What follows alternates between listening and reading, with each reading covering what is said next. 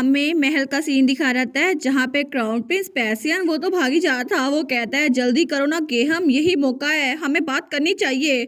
और तब गेहम उसके पीछे पीछे भाग रहा था। वो कहता है प्लीज क्राउन प्रिंस रुक तो जाएं, आप इतना जल्दी भागेंगे ना तो नीचे गिर जाएंगे। और उसको तो बहुत ज्यादा थकावट हो रही थी। वो सोचता है सीरियसली मुझे पता है कि एरिनल को बहुत ज्यादा पसंद करते हैं, लेकिन इनकी फीलिंग्स तो ये तो रोज बरोज बढ़ती जा रही हैं। और इनकी फीलिंग्स तो इतनी ज़्यादा बढ़ गई हैं कि इनसे मुझे याद आता है हिज मैजेस्टी जब वो अपनी छोटी उम्र में थे ना, तभी बिल्कुल ऐसे ही थे। और ऐसा लगता है कि उस टाइम तो ये बहुत ज़्यादा इंटेंस था, क्योंकि एम्परर एडवर्ड वो तो क्राउन प्रिंस थे ना, तब भी बहुत ज़्यादा वुमनाइजर थे और लोग उनको बहुत ज्यादा नापसंद करते थे। लेकिन लड़कियों में वो बहुत ज्यादा मशहूर थे जब तक उनकी नजर एम्प्रेस एजीनी पे नहीं पड़ी। और तब उन्होंने पहली बार एम्प्रेस एजीनी को देखा था और उनको देखते ही उनको लव एट फर्स्ट साइट हो गया। और तब उन्होंने उन लड़कियों को छोड़ा और एम्प्रेस एजीनी के पीछे भागे। तो सब लोग उनको पीछे से बुलाए जा रहे थे, योर हाइनेस प्लीज रुक जाएं।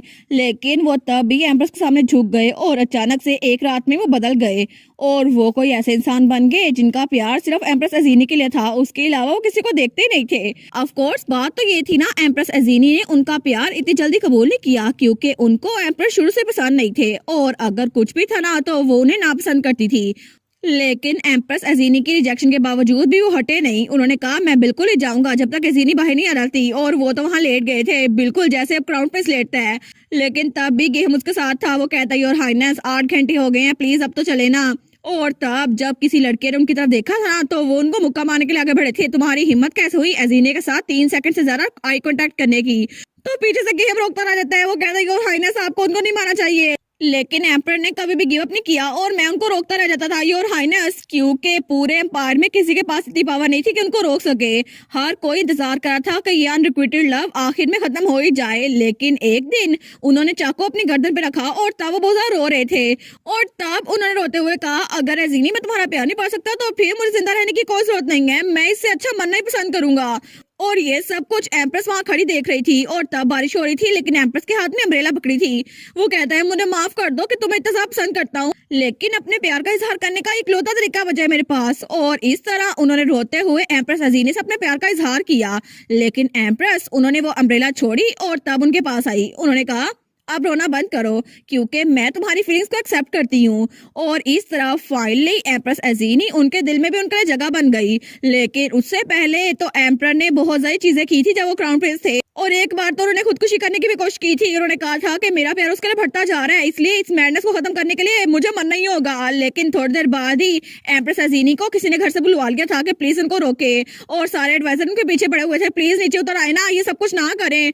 और सबको लगता था कि एम्प्रेस अजीनी उन्होंने अंडर प्रेशर आकर ये सब कुछ कबूल किया है। लेकिन एम्प्रेस की आखिरी बात ये थी, कितना क्यूट है ना कि एक रोता हुआ लड़का मुझे कन्फेस कर रहा है, इससे ज्यादा क्यूट क्या हो सकता है। तो हम सोचते हैं उसी वक्त मुझे पता चल गया कि ये दोनों एक दूसरे के लिए बने हैं और दोनों एक दूसरे से कम नहीं है। लेकिन तब वो क्राउन प्रिंस पैसन को देखता है जो इधर तो घूम रहा था। वो सोचता है क्राउन प्रिंस को देखकर लगता है कि इन्होंने दोनों का ब्लड लाइन लिया है, इसी वजह से ये दोनों की तरह ऑब्सेस है। लेकिन आखिर में एर्नल सेंसर ये उन्हीं को फॉलो करेंगे और ये नेचुरल है ना कि ये भी अपने प्यार के लिए कुछ भी कर सके। तो क्राउन प्रिंस पैसन कहता है इधर आओ मिहन, हमें इधर जाना होगा। लेकिन वो सोचता है अगर सब कुछ ऐसे चलता रहा और यंग लेडी वो बच ना पाई तो क्या होगा। मुझे लगता है कि क्राउन प्रिंस पैसियन वो भी बिल्कुल पागल हो जाएंगे और यही बात मुझे बिल्कुल अनॉक्शियस करती है। और मुझे इस बात का डर है कि आखिर फ्यूचर में होगा क्या। और तभी दूसरी तरफ हमें वलैर दिखा रहता है, हमारे हीरोइन का डैड। तो तब वो एक जगह पे पहुंचता है तो तभी वहां पर कोई कहता है बहुत दिनों बाद मिले वलैर। और वो था क्राउन प्रिंस का फादर यानी कि एम्परर एडवर्ड। वो कहता है जी आपसे भी बहुत दिनों बाद मिले हैं ना योर मैजेस्टी एडवर्ड। और तब एम्परर थोड़ी देर बाद वहां सोफे बैठ गया था। वो कहता है फाइनली तुम मुझे मिल ही गए। आखिर पिछली बार जब तुम मुझे मिले थे बस रिपोर्ट देके वापस क्यों चले गए, और आखिर तुम्हें मेरे साथ बात ही क्यों करनी थी अगर इतनी जल्दी जाना था तो वलैर कहता है योर मैजेस्टी अगर आपको ये सब कुछ करना ही था ना तो आपको सबसे पहले टी पार्टी को अटेंड करना चाहिए था। तो एम्परर चिल्ला कहता है मैं भी वहां जाना चाहता था, तुम्हें पता भी है मैं कितना ज्यादा वहां पे जाना चाहता था। मेरी प्यारी बेटी और मेरे बेटे वहां पर होते, मैं तो सच में उन तीनों को देखना चाहता था। और इसके अलावा एम्प्रेस एजीनी वो भी कितनी प्यारी लग रही होगी ना, जब मैं उनको नहीं देख रहा था वो कितनी प्यारी लग रही होंगी।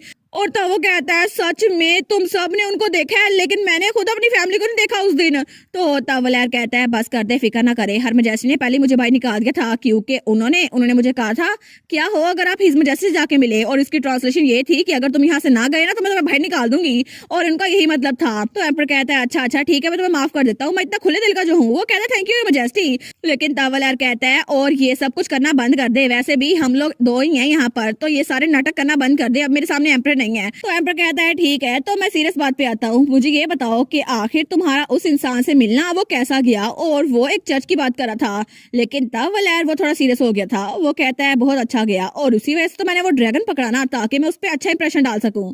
तो एम्पर कह रहा है किया अच्छा तुमने इसीलिए ये सब कुछ किया, मुझे कोई आइडिया नहीं था, मैं सोच रहा था पता नहीं तुमने क्यों किया है, आखिर तुम्हें एक ड्रैगन को मारना क्यों ही जरूरी था, और इसी वजह से ये सब कुछ हो गया। हालांकि तुमने वो ऑफ साइलेंस लिया हुआ है, लेकिन उस सब का विटनेस मैं भी था ना, तो तुम्हें कम से कम मुझे बताना तो चाहिए था ना। तो वलैर कहता है आखिर मैं क्यों बताता।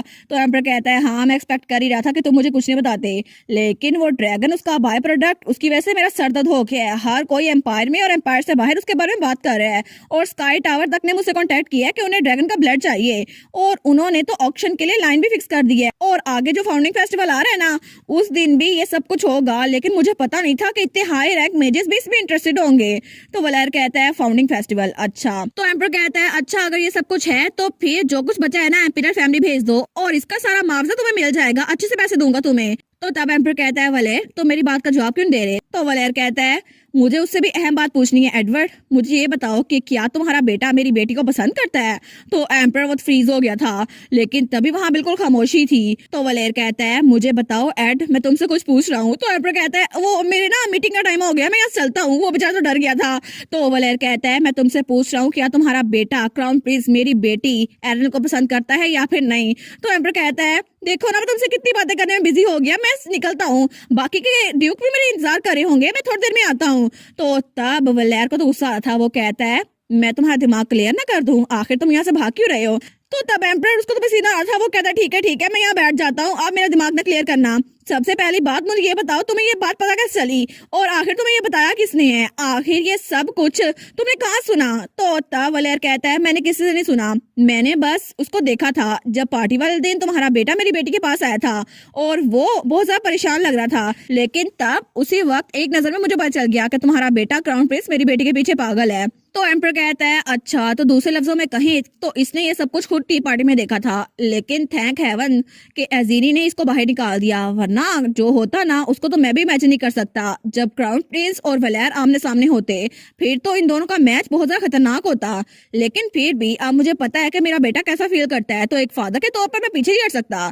तो तब एम्पर वो सीरियस होते हुए कहता है ठीक है मुझे ये बताओ क्या मेरा बेटा इस काबिल नहीं है, और वैसे भी अच्छा नहीं होगा अगर हम दोनों इनलाज बन जाए तो वलेर कहता है एड मेरी बात गौर से सुनो, मुझे लगता है कि तुम्हारा सेंस ऑफ ह्यूमर बहुत ज्यादा डेवलप हो गया जब मैं यहाँ पर नहीं था। तो एम्पर कहता है मैं तो बिल्कुल सीरियस हूँ, लेकिन तब वो तो बिल्कुल खामोश हो गया था और दोनों तब कुछ नहीं बोलते। लेकिन तभी वलेर उठते हुए कहता है कि मैं तुम्हें जान से ना मार डालूं। तो एम्पर कहता है नहीं तुम्हें ये सब कुछ करने की जरूरत नहीं है, मुझे लगता है ग्रैंड ड्यूक हेल्बर्न अभी टाइम जाने का हो गया मेरा, ठीक है, और वैसे भी तुम एक एम्पर को ऐसे धमकी नहीं दे सकते, 6 सालों बाद यहाँ पर आए हो, और अगर मुझे मार दिया ना तो सब लोग तुम्हारे खिलाफ हो जाएंगे।